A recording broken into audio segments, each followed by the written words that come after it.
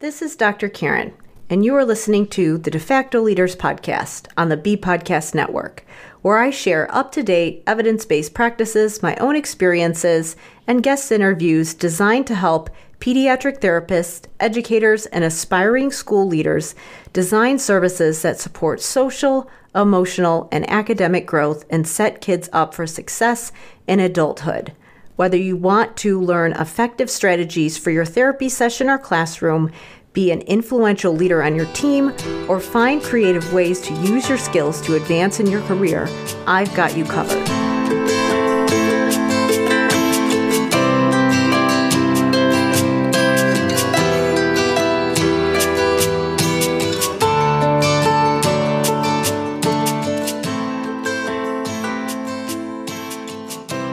Hey there, it's Dr. Karen, and welcome to episode 151 of the De Facto Leaders podcast. If we try to make schools in the U.S. more like schools in other countries, will that result in more effective practices and outcomes after the K-12 years? Why do policies work in some districts but not others? There are many ideas that sound good on paper, but the people working with students or leading schools are often telling a different story. And that's why I invited reading specialist Jalita Johnson to episode 151 to share her expertise on these topics. Jalita is a reading specialist in the Northern Virginia area. She is a veteran, wife, and mom of 4. She completed her undergrad in North Carolina. She holds a master's degree in elementary reading and is currently enrolled in a doctoral bridge program at George Mason University for educational leadership. Over the years, she has come to realize that she's committed to being a lead learner. And because Jalita has had the opportunity to live so many different places as a military veteran, she brings a really unique perspective to education reform and professional development. And that's why I thought she would be an amazing guest to talk about how we can better support teachers when it comes to literacy reform, as well as just education as a whole. In this conversation, she shares her ideas on being an agent for change and why her military background gave her the skills and experience to lead reform initiatives in education, syntactic complexity and the disconnect between decoding and encoding and language comprehension, and why she sees syntactic complexity as a really important tool for bridging a lot of the curriculum areas together. We talk about professional development and learning communities, and answer the question of, does one size fit all when it comes to adult learning? And then we also talk about the challenges that come up when federal, state, or district level initiatives are modeled off of policies from other countries, states, or even neighboring districts. In this episode, I mention Language Therapy Advanced Foundations, my program that helps SLPs create a system for language therapy. I originally created this program to help SLPs with the supplemental language intervention that's designed to support a robust reading curriculum. However, recently I have had other professionals who are involved in literacy intervention be interested in the program. So while it definitely will work for you if you are an SLP, if you're involved in language intervention in some way, then you're definitely welcome to check out the program. You can learn more about Language Therapy Advanced Foundations at drkarenspeech.com/language therapy. And I also wanted to mention the School of Clinical Leadership, since we're talking about the topic of education reform. The School of Clinical Leadership helps related service providers guide their teams to support students' executive functioning across the day. This program will help you to plan direct therapy, but will also help you lead change management on your team, no matter your job title. So you can learn more about the School of Clinical Leadership at drkarendudek-brannan.com/clinical leadership. As you know, if you are a person who is working directly with students, there are many times when your colleagues need support from you, especially if you are a subject matter expert. So here's where you can lead initiatives similar to what Jalita is doing in her district, where she is taking her expertise in reading and syntax and sharing it with other people that she works with so that they can apply it to what they're teaching in their classrooms.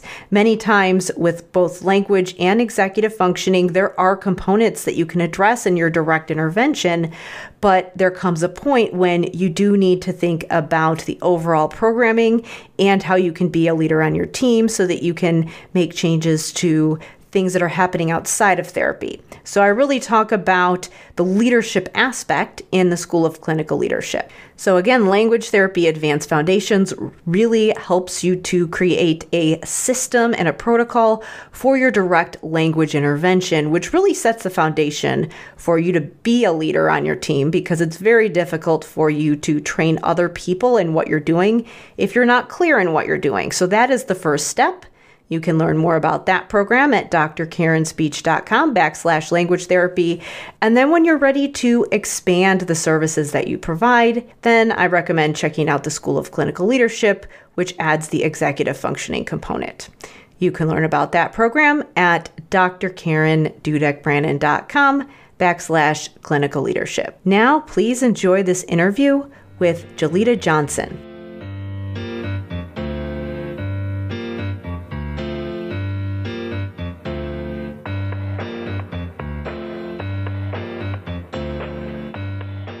Today, I am joined by Jalita Johnson, a reading specialist from Virginia. So thank you so much for being here with me today. Thank you for having me. Well, let's start off by having you share a little bit about yourself, your background, and what you're doing now. I am Jalita Johnson. As you stated, I'm currently a reading specialist, but just a little background up to my point here in life. I joined the military my junior year of high school, and I stayed in 8 years. I married my husband, and we are right at the 10-year mark. So I have been a military spouse a little bit longer than I was actually enlisted. But while I was trying to, serve my contract time with the military and complete my degree, I was always finding myself having to transfer universities during the PCS season. And those universities did not accept the internship hours. And so I found myself accumulating over 1,000 classroom hours in the gen ed setting across 3 states, particularly in grades K and 2. Okay. And so once I actually got my teaching certificate, I began teaching in St. Louis, Missouri. And I was gung-ho for math. Math was my thing. I loved patterns. I loved finding the aha moments in math. And it was a no-brainer to help students facilitate that same, meaning making and connections with math. And then I got introduced to my wonderful mentor, Erica Garcia-Niles. She's a principal now, but she told me, do not count out being a reading specialist. And that was when reading got on my radar. And I got my master's from Grand Canyon University in Arizona. And it was like an eye-opening experience to see how similar reading and math could be, especially with the idea in education that math is always easier to learn and teach, or it's always more black and white to learn and teach compared to reading. And so with math being my background, I was determined to figure out what connections can I help teachers make to see that the same structures, routines, ideas for facilitation, and engagement opportunities provided to students could be similar with math and with reading. And I initially started my work trying to figure out what is the math so the reading equivalent to number sense in math. And I just thought it was phonics, especially with everything coming out with the science of reading. My undergrad degree, we were learning that like back in 2015, but it wasn't called the science of reading. And so I was always knowing what that looked like. Those 1,000 hours, that was all science of reading, but it wasn't called that, right? And so I thought the equivalent was going to be phonics, but now I've unearthed the idea that syntax is the reading equivalent to number sense in math. And that has been where I have locked my focus in at this point to help teachers be able to find that one big thing that they can focus on in instruction. So no matter, what genre you're working in, no matter what skill you're working on, because education can be a little hard for teachers because they have to balance what is best for their students in that moment in all of those grades. So helping them to, figure out that what could I, refine my practice on? What can I build my background knowledge on so that I can be a better practitioner for my students? And so fast forward, and that's where I am right now in my it's a leadership program through Stafford County in conjunction with George Mason University. And I just realized that they were like ranked number 15 in the country. So I'm proud to say that now. And I'm going to actually use this program as a bridge to my doctoral studies. And so that's where I found you with my research in building syntactic complexity across all grade levels. I love that. I have so many questions and things I could many directions I could go with all of what you just said, but I love the idea of there being a parallel between reading and math. And I actually have gone the other direction. I definitely have not gone as far into math as you have gone into reading with the way that you've shifted. But when I think about things like executive functioning and time perception and understanding of quantity and how that applies to vocabulary, I definitely see a lot of transfer there. But yeah, that makes so much sense how you said, well, it seems like the parallel between reading and math would be phonics, which maybe to some extent it could be because you want to have automaticity so that you can have the bandwidth for those higher level concepts. But yeah, I love that. Meaning making doesn't happen until you reach that sentence level. And that's exactly what piqued my interest to go down that rabbit hole because we had to do like a deep dive in the data. And I think that's also an upside to being in the military and being able to, draw on my background understanding for the different environments that I've been in. And so being able to deep dive in the data and see that third grade in Virginia, because the state of Virginia has a mandatory screening for all kids K through 3, which I love for reading. And it pings if you have any of those phonological or phonographic processor gaps, and it pings you as needing 30 minutes of intervention every day for 5 days a week for the entire school year. And it guarantees that intervention service to those students. But I saw that every year from kindergarten to third grade, I followed 3 cohorts. Every year in those cohorts, they outperformed the district and the state benchmark for that phonics and the phonography processor through PALS, the screener. But that's the same cohort in the same year that outscored the district and the state fell significantly in regards to the SOL state test. And I was like, how do they have, when we think about the simple view of reading and understanding the science of reading, how do they have one side of the equation and not have the other? Like, what is that I know it's overly simplified with that multiplication equation, but what is that bridge? And I initially thought it was fluency, and I realized, making meaning, fluency helps it, but it's not.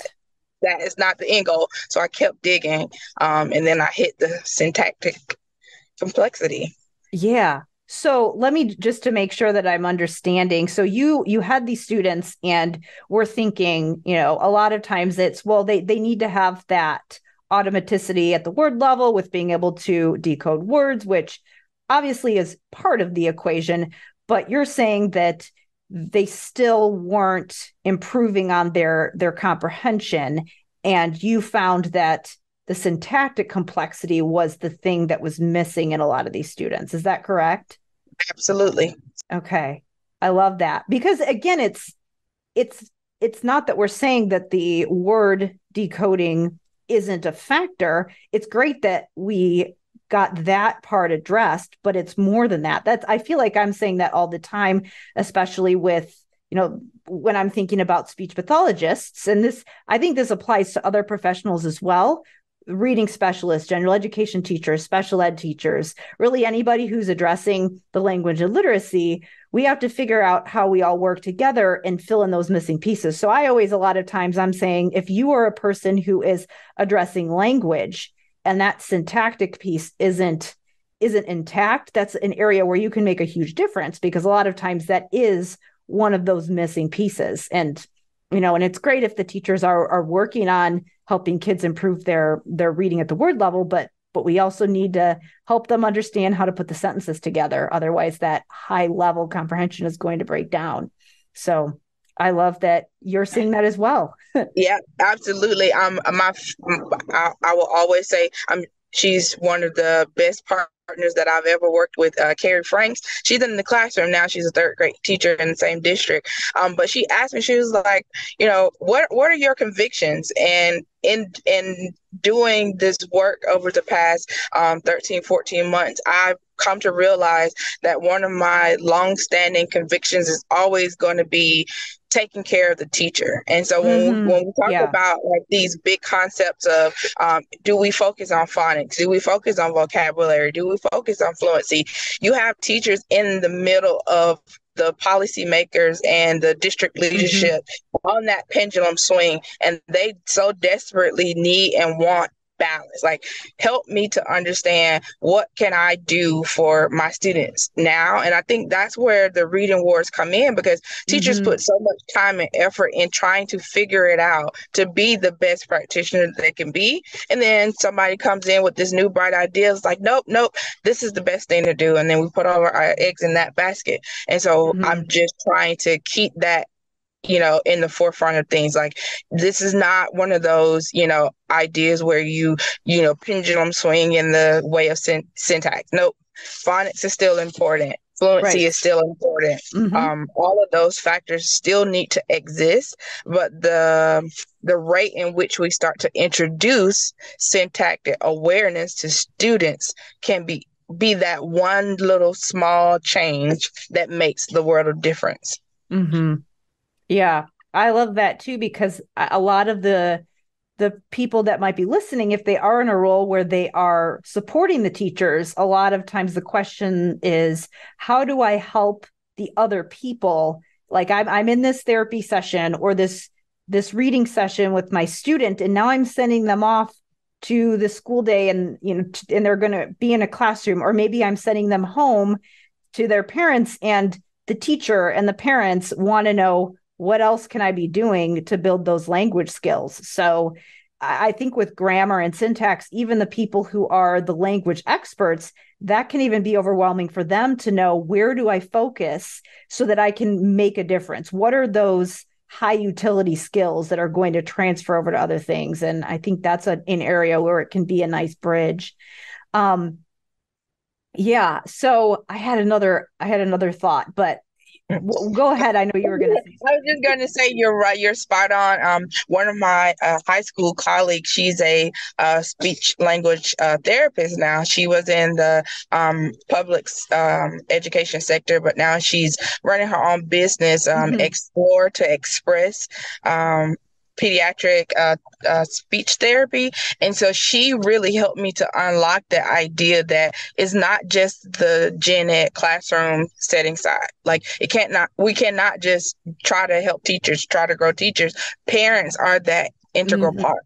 And so she spends a lot of her work focusing on parent therapy.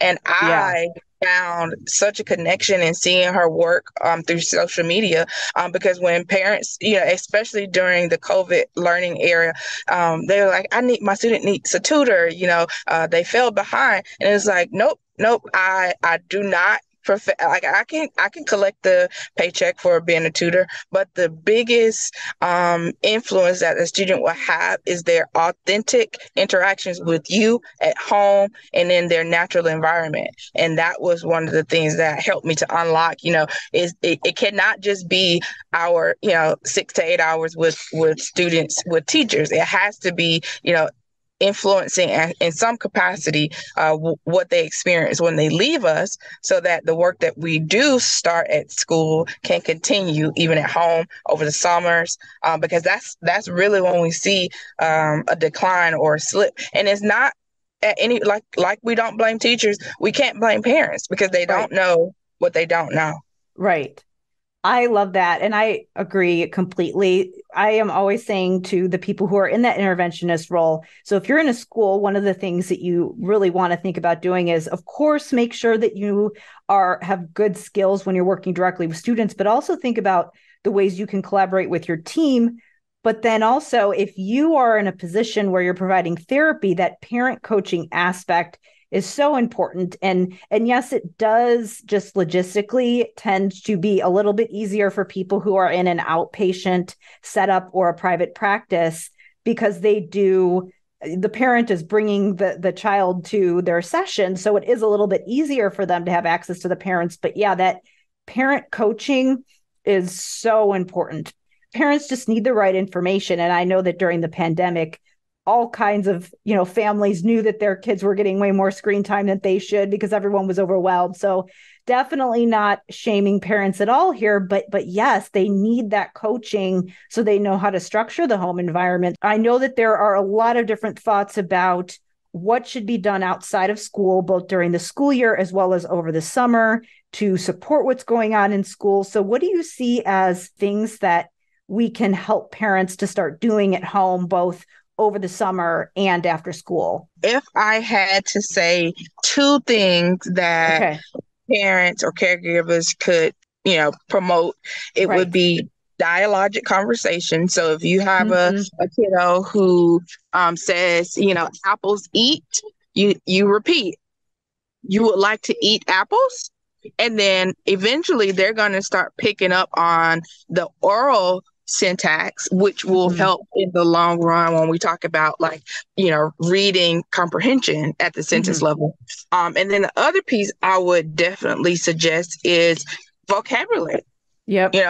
Expand their understanding, because I did a quick research paper a few months ago where basically when we talk about the discrepancy or the gap with students from low to high socioeconomic background, it's always because of that vocabulary and the amount of words that they're exposed to.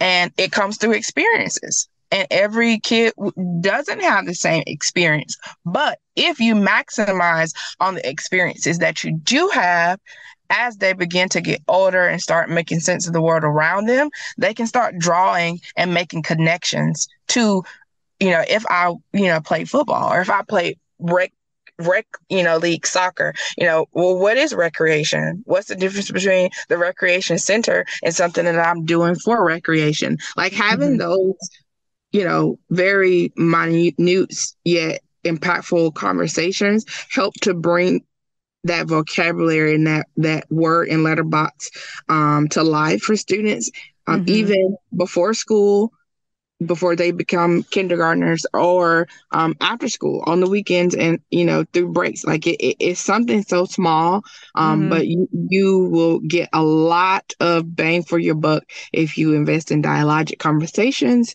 and vocabulary. Yeah, I love that, because I think that it's easy to just it can be overwhelming to figure out how to change your daily habits. And I think that that's one area where people who do have that expertise in how to have those conversations that can be just embedded into the day, like you're driving somewhere or you're getting ready, and you can just change the way that you have conversations and engage with and use different kinds of language, as opposed to feeling like you need a worksheet or something like that. I think that a lot of times people will ask, well, what activities do you have for home? And their head goes to, some kind of a worksheet or homework, or even something like, people will ask, what app do you have to build language skills? And I'm like, well, you don't need an app. You can just change the way that you engage in your daily activities, and then add some time when you're reading with your kids, and then pull it into that as well. Absolutely. Yeah. So on that topic, I know that so we have the conversation of, looking at syntactic complexity and how impactful it is and how it's really important to be embedding that across the day. But some other things that you have experienced just because you have had the opportunity to move around a lot and see how things are being implemented from one place to another. And I could even think of how what we just talked about, parent coaching, and how the demographics of your community would change the way that you impact with parents. And do you have a community where there's a lot of parents investing in tutors?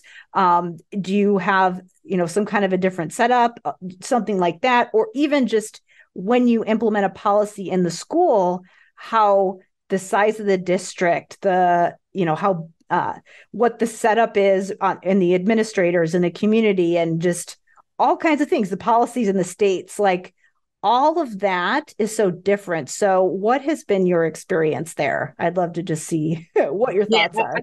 I think initially as a classroom teacher coming from the district that I was in, it was like one of the top three districts in the state of Missouri, and Okay.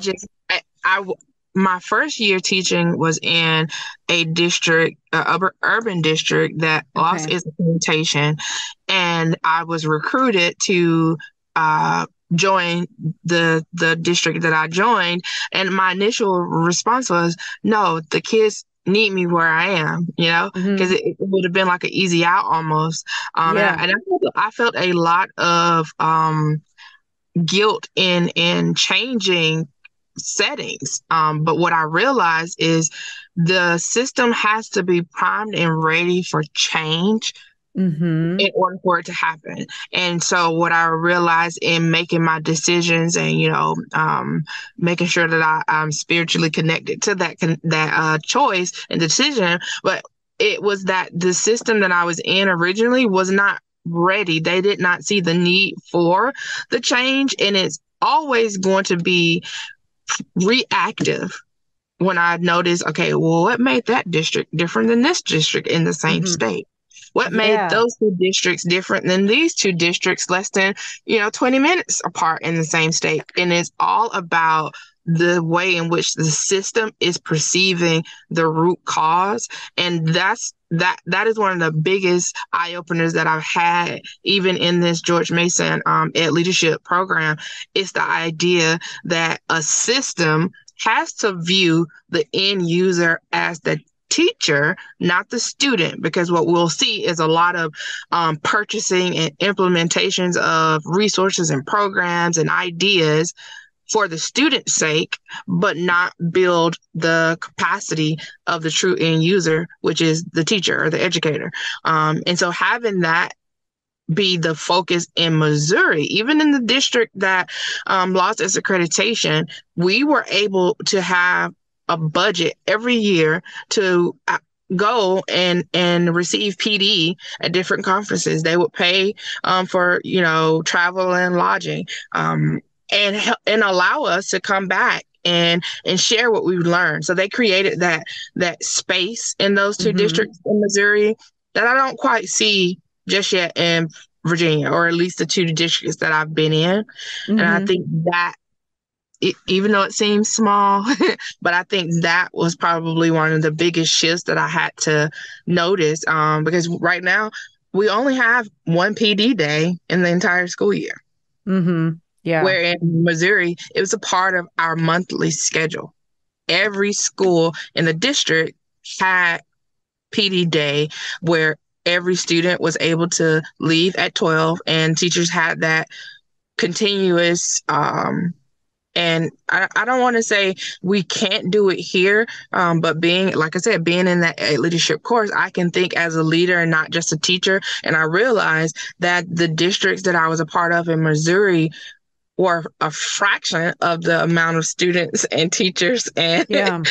resources that they have to logistically move around to make that even remotely possible here in Virginia. I wanted to take a quick break here and talk about Language Therapy Advanced Foundations. Language Therapy Advanced Foundations is my program that helps SLPs and other professionals working on language to create a system for language therapy.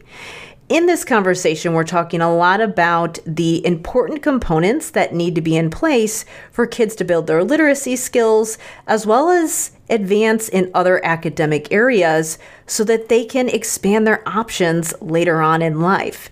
So that's why it's really important that we have effective literacy intervention in place, as well as the other core content areas. And as we are discussing in this conversation, having strong language skills is so critical to making that happen. One of the topics that we've talked about is syntactic complexity and the sentence types that kids need in order to have those strong comprehension skills. Now, many kids catch on to these sentence types and build their syntax skills by exposure, and the standard curriculum is adequate for them. They're able to do well with the standard instruction, but for kids with language disorders or other disabilities that impact language, they need more explicit intervention, and that is when language therapy or other intervention is warranted. And we need to make sure that we're giving them the intensity that they need. And I show you how to create a system for doing that in Language Therapy Advanced Foundations. What this does for you is twofold.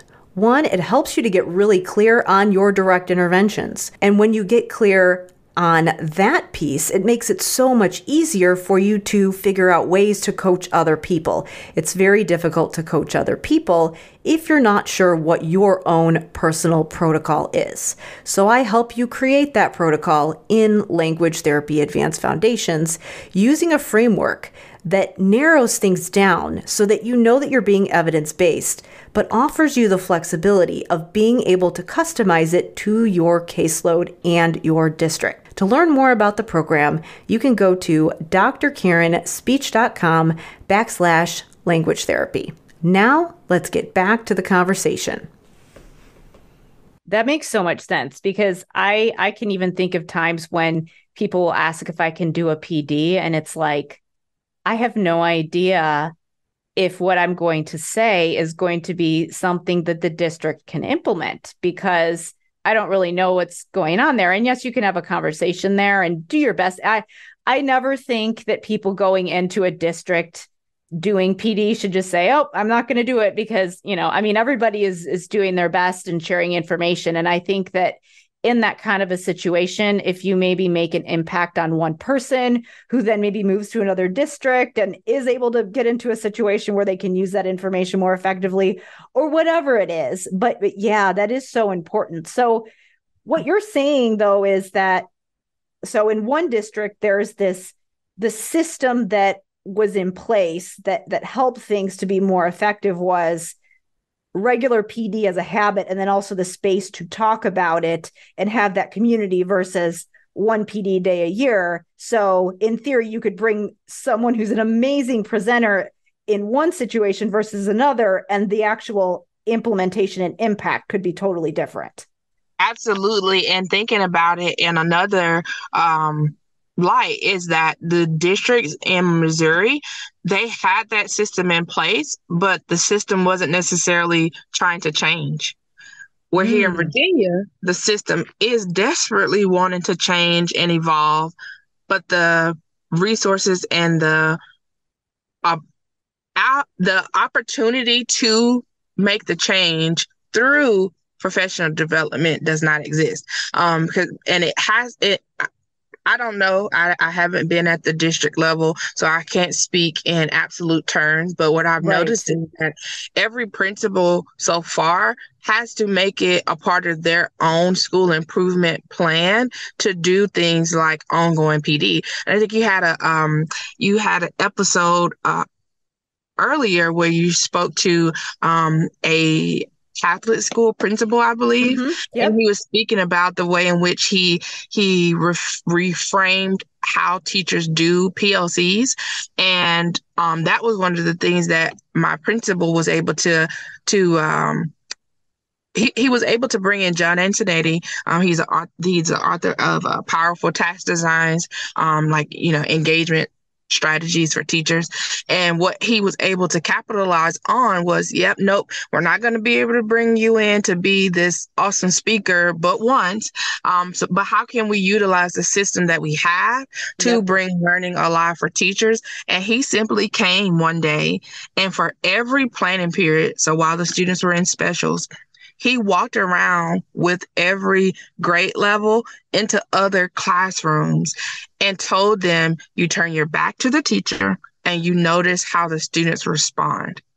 How do they respond? And we came out into the hallway and we were able to dialogue about questioning and teacher wait time and students collaborating together. But that was all during the school day. And those walkthroughs only happened maybe 30 minutes at a time. But the principal was able to see the need in the system and notice that gap existed in terms of PD, but not rest on the idea, nope, we only have one PD day, so we can't, make it work. Yeah. He was able to really figure out a way to facilitate that for teachers and embed it in our everyday, because I think a lot of PDs, like this districts in Missouri, are one-off. So we'll pay for you to go, we'll pay for you to learn and come back and discuss, but we're not really trying to change, so we can't make it a part of our everyday. Where I am right now, it's like we got to figure out a way to make it a part of our everyday. And so our teachers currently, on a rolling basis, every 6 days, have an hour and a half of planning time on top of their daily 45-minute planning time. And so that has been a tremendous shift that I'm experiencing. That is one of the biggest things that, when I do talk to people in the support provider position as well, where I say, they're like, I understand that I need to be working and collaborating with the teachers, but when am I going to do it? So, and again, it totally depends on how the setup is in your district. Like, for example, in Illinois, we have for SLPs, the caseload cap is 60, but some districts in my state say, well, you know what? We understand that the cap is 60, but we only want our SLPs to have 40 because we want them to be able to provide really good services, which is very uncommon. And I know other districts where a part-time SLP could have 100 kids. So that whole system, again, you could take a really great trainer and give the teachers and the related service providers this amazing information, but then there's not the system to put it in place. Or even if you did do more had PD days more often, it would still be an issue. And I love that the thought or the idea about learning being embedded for adult learners. We talk about that all the time for kids, where it's, we understand that lecture and leave is not a good model for kids. So why are we doing it for the adults? I mean, it should be embedded into the learning as well. Absolutely. Yeah. And I'm learning that. I'm only in my 3rd year as a reading coach, but I'm realizing even in those protected extended day or normal PLCs, talking at teachers is never going to work if their reality does not exist for them to take that abstract idea that I'm sharing and I'm talking about and trying my hardest to explain if they don't have anything to make it connect to. And I had a very big aha moment when I realized over 60% of the teachers that I'm working with now became teachers during the pandemic. Oh, wow. And I am on an uphill battle with slide decks or not having, the traditional anchor charts on the wall for students to always refer to throughout the school year, or understanding that facilitation for engagement could simply be you giving them an open-ended task and just walking around the classroom. Yep. Like, those concepts are not there because their experience and their onboarding was virtual. That is so interesting. I didn't think of that there are a lot of new teachers that came that started, and that's what they learned. That's really interesting. Yeah. So my coaching is like, I I may be speaking a different language right now at PLCs, but if you invite me in, I promise I can help you bring this to reality in your classrooms. And it's simple because one of the pushbacks that I've seen with the shift from balanced literacy or the whole language, reading wars is that, I don't want to give up all of the hard work and time and effort that I put into my logistics or my stations and my ability to, orchestrate this beautiful rotation. But I've shown them that the flip doesn't get rid of any of those things. It's just simply redirecting your attention to how you facilitate that 80% of your time with the, students you have and giving them choice and not letting it be all small group. But that's so small, yet impactful shift. It has to be seen first. And so going back to that PD, I am going into classroom, trying to make it a part of their everyday learning and teaching so that the PD is effective.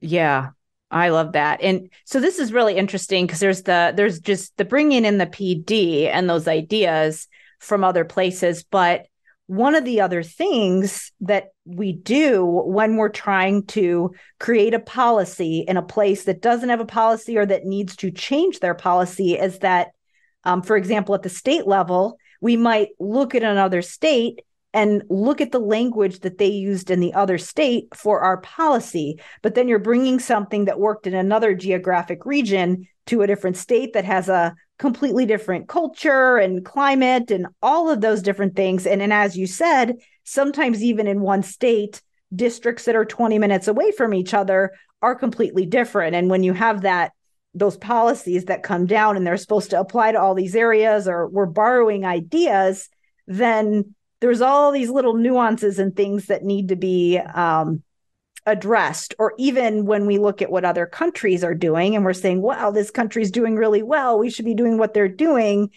I don't know. I'm curious your thoughts on that and how we can navigate all that, or even just what you've seen where with the borrowed ideas and how we can't just take one thing from another and just plop it in. Right. Yeah. You even, and I love to talk in analogies, and a lot of my teachers, it was like, here's another analogy, but my brain is such a visual thing that I have to make it connect. Right. So when you take a fish and you take it from the store to your home, like they tell you to keep it in the bag in the environment that it's in and let it, come into contact with that new environment through the plastic so that they can, adjust whatever they need, their fish bodies need to do to adjust, right? So when you think of these educational initiatives and plans and policies, you don't give your system any ability to adjust to this new idea before you just plop it in there. And then you're surprised when the system rejects it. Like, this is a great idea that worked in this place, and they had all of these, great, statistics.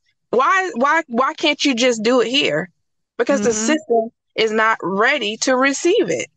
You can't buy a resource and say, if only you just teach this resource to fidelity, these scores will go up, right? You have to figure out what components of these ideas, of these policies and initiatives can fit my demographic. And that's where I think the danger comes in when we try to make teaching and learning non-autonomous. Like, you want everything to be lockstep.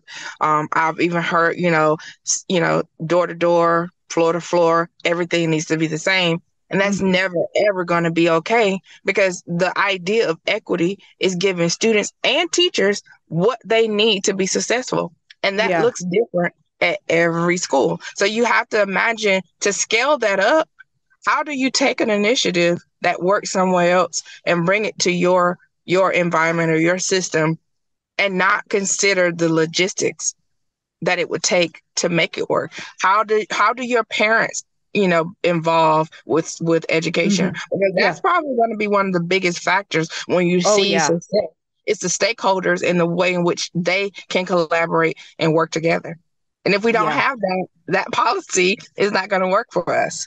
Yeah, I see the parent engagement, because that is one thing that I would say when you look from one district to another is probably one of the things that is a factor that is different when you go from different communities. So if you have parents who are, have a certain, again, certain habits and level of engagement with the school in one community, and then it's different in another, and then you're putting a policy in and looking at test scores, then I would imagine that the ecosystem would be different when you compare those two things. And so you can't necessarily expect the results to be the same if the system looks different.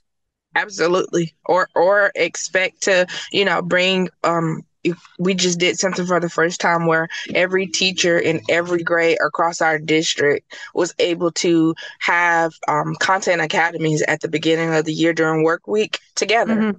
Yeah. And even that collaboration showed such a vast difference in how they operate across their buildings, because what is imperative at my school is that we meet students and parents where they are because of the demographics that feed into our school versus schools that do not have that as a priority or a need right now. And so what the district in terms of systems change is doing, or the rate in which they're doing it, are not going to serve our population.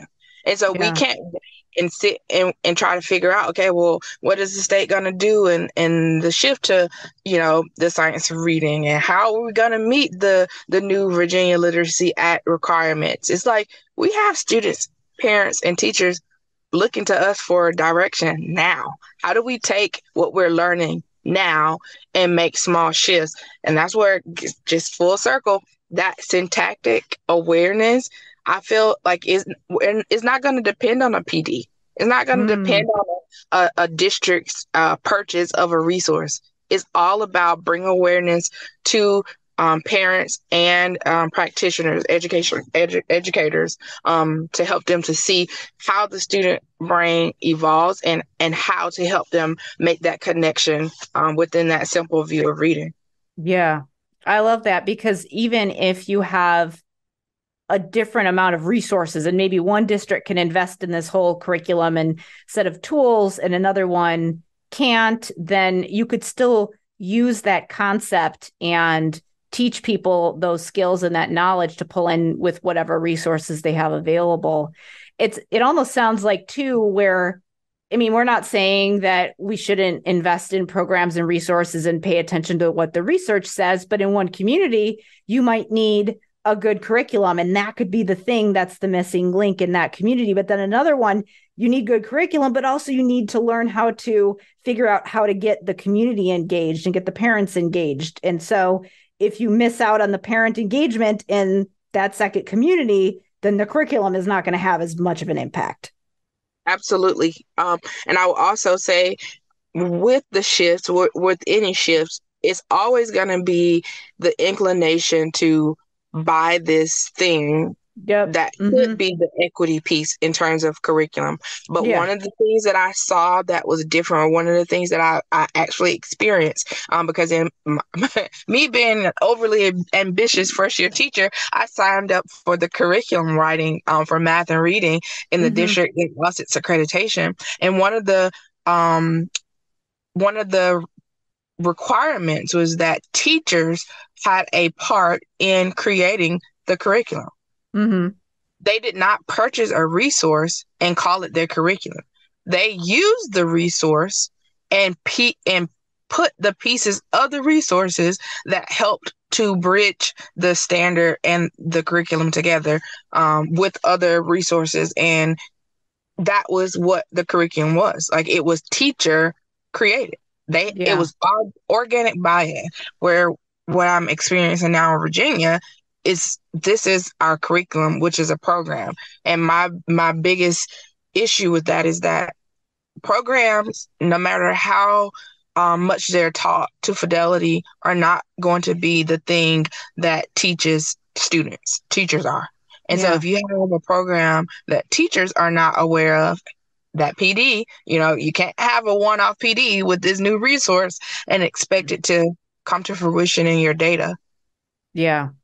I love that, because that's part of the thing. And I know that we've had conversations about how, my start was tier 3. And then I realized, wow, I need to be paying attention to all the tiers. I need to pay attention to tier 1. And, you mentioned that you were involved at the tier 1 level. And I just think that's really interesting because I've said before to people who want a language therapy curriculum, for example, I can't give you a curriculum because there is nothing that I could possibly create for you that is going to fit the needs of all of your students. But I can give you a framework that gives you strategies that work on the vocabulary and the syntax that you can apply to what's going on at your district. So you can pull relevant vocabulary so that you can use these ideas of what are the syntax, the syntactic skills that are going to be important and relevant, and then pull that in to the context in which, that is relevant for your students. A lot of times people are like, what are the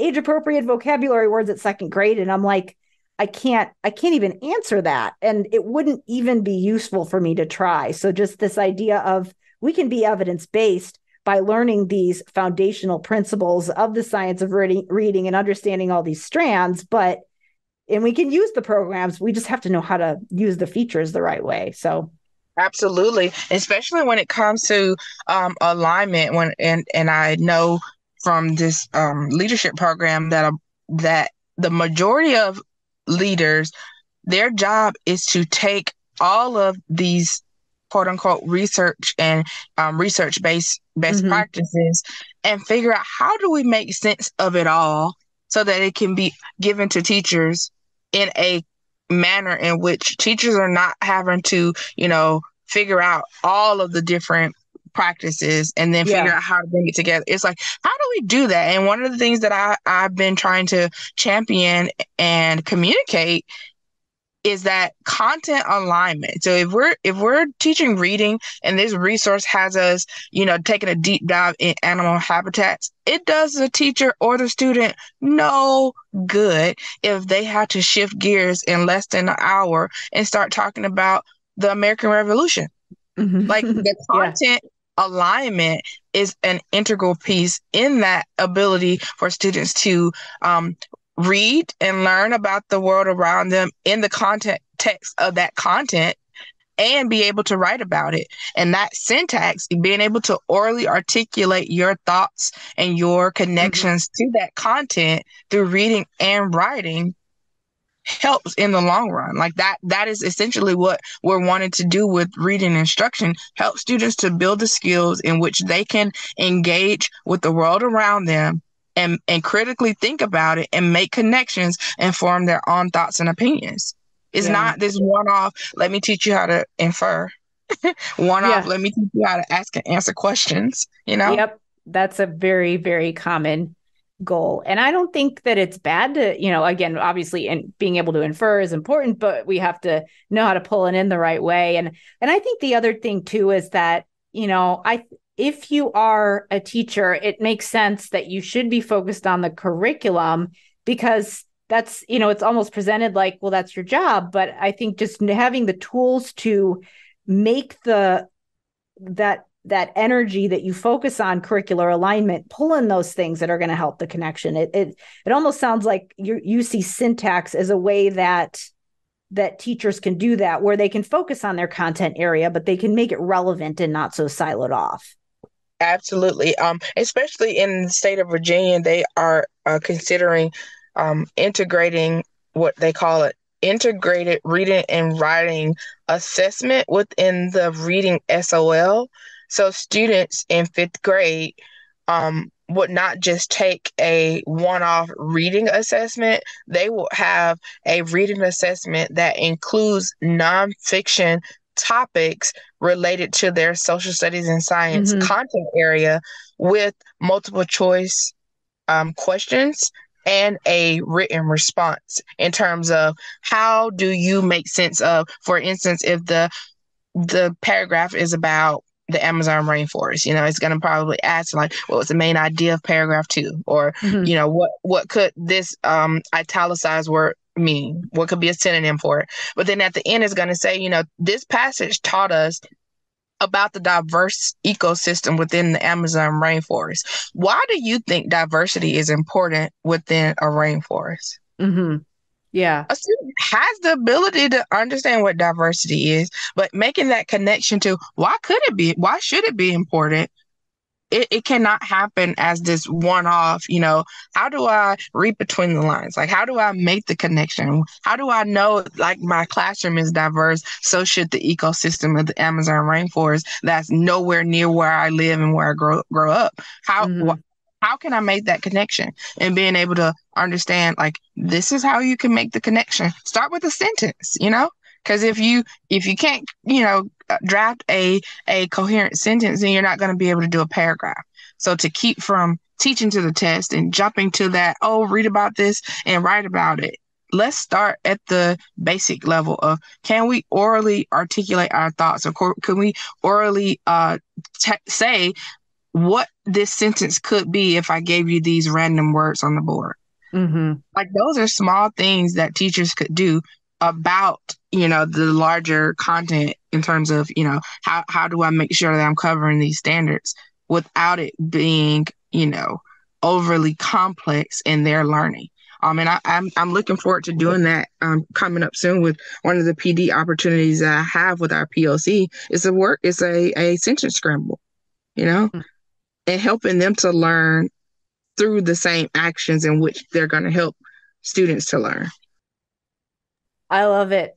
Well, this gives me so many different ideas, because I had always thought about, and I'd been working on some pieces that I'm publishing in the next couple months about, how everybody can exist in their area of expertise, but then also once they get, you get in, you get your feet wet and you get acquainted, how can we start embedding skills that are going to impact all of those things? And I think of executive functioning, but also some of those language skills. And with the syntax, that is one thing that has a huge impact on executive functioning, because how do you use strategic self-talk for planning and self-regulation if you're not able to formulate sentences, if you're not able to understand temporal conjunctions and be able to formulate thoughts that way, or even cause and effect? Those things are all necessary, and they're all tied to syntax skills, because being able to talk through those things require those kinds of structures. So much that we could talk about here.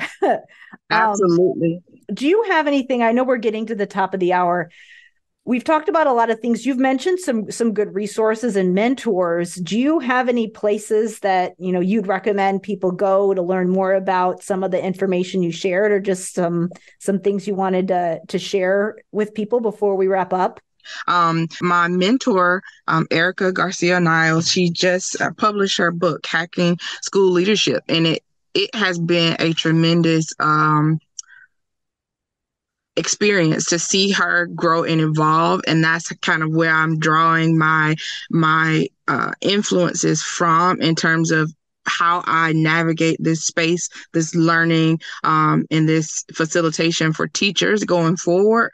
And my colleague, Stacey Roberts, she is a speech language pathologist who does the work of social engagement for parents through social media. And she has a company called Explore to Express. And she's on Instagram. And so that is literally what my days consist of: going over to see what Erica does, going over to see what Stacey is putting out, and making sense of it all, so that I can go back to being a reading specialist. Well, thank you for sharing all that. I look forward to seeing what you do as well in your research moving forward. So hopefully we'll be linking to you sometime as well, but I will share all those things in the show notes for people. Absolutely. And don't forget, you have the awesome resource that I have in my binder. Thank you. Those types of sentences starting with the passive voice, that's literally what I'm using to help my teachers in their learning about syntax. Well, I'm so happy to hear that, because I originally created it for speech pathologists just because that was who was asking me for those resources, but I have definitely expanded to all of the other people who are helping kids in the schools over the last 5 years or so. Good for the gander. It's exactly. All good. Yeah. It is. Well, thank you so much for being here with me today. Thank you for having me.